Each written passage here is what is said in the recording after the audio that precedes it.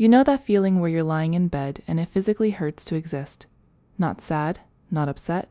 Your chest literally feels like something is pressing down on it. Like someone reached in and squeezed. You couldn't eat. Sleep came in these weird broken pieces where you'd wake up and for about half a second everything was fine, and then you'd remember. And the remembering was always the worst part. Maybe that was recent, maybe that was years ago, but you remember exactly what it felt like, because your body never really let you forget. That thing, that full body shutdown after someone breaks your heart, it wasn't you being dramatic. And the reason it still sits with you the way it does has nothing to do with being weak. Your brain doesn't really separate emotional pain from physical pain. When researchers put people through brain scans after a breakup, the same areas that light up when you touch a hot stove lit up when they looked at a photo of the person who left. Your brain processed that heartbreak the same way it would process a burn. So when you said it physically hurt, you weren't exaggerating. Your body was registering an actual injury. And you can't think your way through a wound. That's why all the advice people gave you at the time, keep busy, focus on yourself, just give it time, felt like someone handing you a band-aid for a broken bone. But here's what makes heartbreak different from almost anything else. It doesn't just hurt in the moment. It rearranges your whole world. You started avoiding the shop you used to go to together. Taking a different route home because one street had too much memory attached to it. Or a song would come on, one you used to love together, or one that was just playing in the background on some random Tuesday, and your whole body would react before your brain even caught up. You'd have to leave the room, or you'd freeze, and nobody around you had any idea what just happened in the last 3 seconds. You mapped your entire life around the absence of one person. And some of those maps are still running. And the part that nobody talks about, the part that honestly makes the whole thing worse, is watching them be fine. You were barely getting through a day, and they were posting, going out, laughing, living like nothing happened, and you sat there thinking, was I the only one who felt it that deeply? Did any of it actually mean what I thought it meant? That contrast between how destroyed you felt and how untouched they seemed doesn't just hurt. It makes you question your own reality. There's actually a name for part of what happens during this. It's called a social baseline threat. Your nervous system got used to regulating itself with another person in the picture. Their presence became part of your emotional baseline. How you calmed down, how you felt safe, how your body settled at the end of the day. When that person disappeared, your system didn't just feel sad. It felt unsafe, like the ground shifted under you.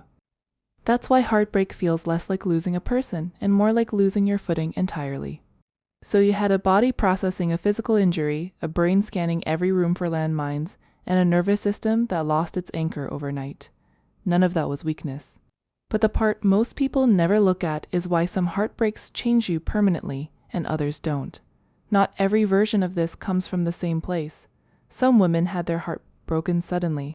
It was good, or it felt good, and then one day it just wasn't. The rug got pulled, and the grief from that is mixed with shock. You keep going back to the last normal moment and thinking, how did I not see this coming? That version lives in disbelief, but some women felt it happening slowly. You noticed the replies getting shorter, the energy shifting. You kept reaching across the distance and they kept drifting further. And you told yourself you were imagining it until you couldn't anymore. That version doesn't just leave grief, it leaves self-doubt. Because you watched it happen and part of you wonders if you could have stopped it. And then there's the version that breaks something deeper. Where that person wasn't just someone you loved. They were woven into your idea of your own future. You didn't just lose them. You lost the life you were building in your head. The apartment, the holidays, the way you pictured the next 5 years. That version hits your identity. Because now you're not just heartbroken, you don't recognize your own life anymore. The difference matters. Because one of those leaves you grieving a person, and another one leaves you rebuilding a whole sense of who you are. And here's what nobody tells you about the after. Heartbreak doesn't just go away one day.